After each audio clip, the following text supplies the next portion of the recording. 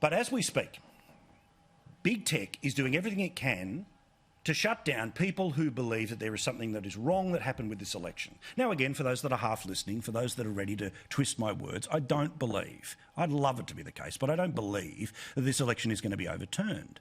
But I also don't believe that this election was entirely on the up and up. I don't believe any American election is on the up and up because they don't have an Australian Electoral Commission style arrangement. They don't have one national body that runs the elections. And sometimes even the state bodies, well, they get overwritten by the local council or county or precinct versions of things. But that's why it's okay to have a look at what those irregularities are. That's how you fix the system for next time. This image has been censored on Twitter. This video will not be able to be posted on YouTube. We will not be able to have this conversation on Facebook. So you'll have to tell your mates about this. But this was a statistical analysis that was done about some of the votes that were coming in for Joe Biden. As you can see, a natural distribution is that you high and then your vote starts to peter out. Your vote doesn't go down, way up, down, up. That doesn't happen. It doesn't happen in any election. That image is banned right now on the internet. Some of the irregularities, the claims from the Trump campaign of fraud, well, here are just some of those, again, banned from being discussed in wide parts of the internet. Apparently there's 320,000 red flags on people's names and addresses in just the state of Georgia alone. Software glitches that took 6,000 votes off Trump, then when identified went back to Trump, exist in 30 separate states. Judges said in Pennsylvania that representatives of both political parties should be allowed to go into the polls to watch things being counted. Guess what happened? Local precinct workers said, no, you're not allowed to go there. Now, you would know that there's X number of people on an election roll and Y number of ballots in an Australian election. But in this election, no one was keeping count of just how many ballots were actually being sent to people or returned, or how many people even voted on the actual day in some polling booths. Not to mention the 170-year-old who apparently voted and the scores of dead people who voted.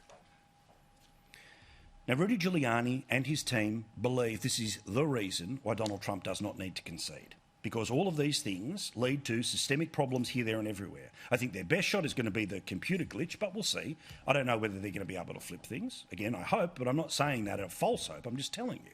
This is what you are not being allowed to know.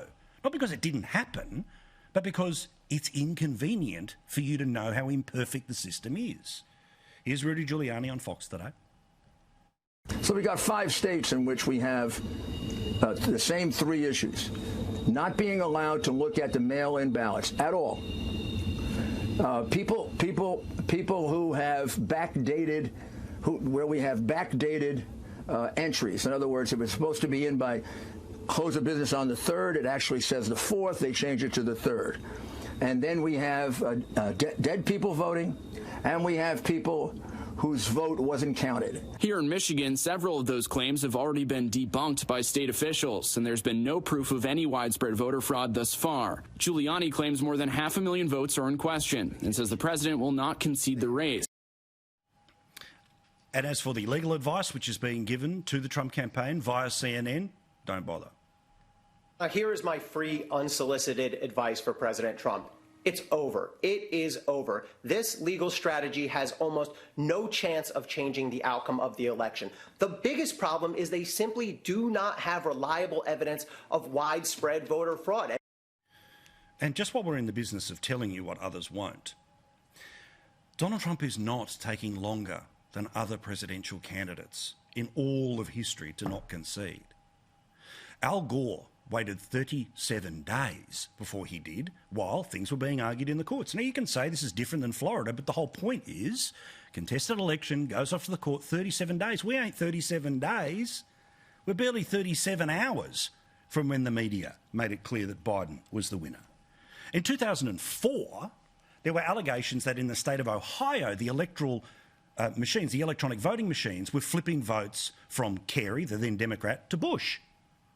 Michael Moore was apparently going to go county to county in Florida with cameras to expose dirty tricks because their system is screwed up. Oh, yeah. And another inconvenient truth? According to the election guy over at Channel 2, Trump is totally within his rights to delay conceding, but it doesn't mean he's going to win. That's far right-wing pundit Anthony Green writing on taxpayer websites today. Rowan Dean is the host of Outsiders. Now, look, I'm not going to spend all day, every day in all of this stuff, but how do you feel about Trump not conceding and the reasons why he's not conceding? Well, great what you just said, and all those things that you pointed to are there, and lots more that point to massive voter either fraud or irregularities. So that's a given. There's no debate there.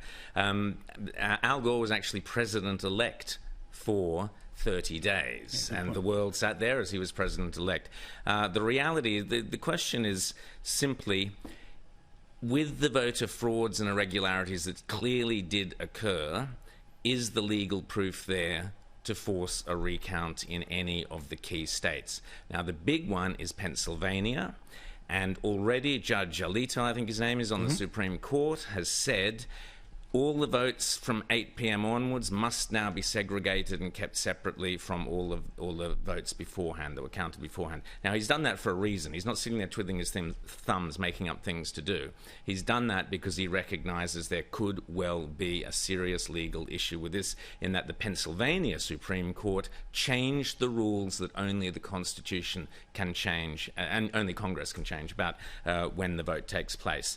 So that's the biggie. If Pennsylvania, for whatever reason, gets found to have illegalities within it, that's 20 electoral votes gone. We're back to 270. From that, as Giuliani and others have mentioned, there are 5 states that are on an absolute knife edge, and if there are provable wrongs being done, the rule of law applies to every single person in a democracy, whether you're the poorest person or the president. If there are things that have been done wrong, they must be corrected. It's not about whether we think, or Scott Morrison or CNN thinks that it's nice to have President Biden. It's whether the law has been broken or not. That's it.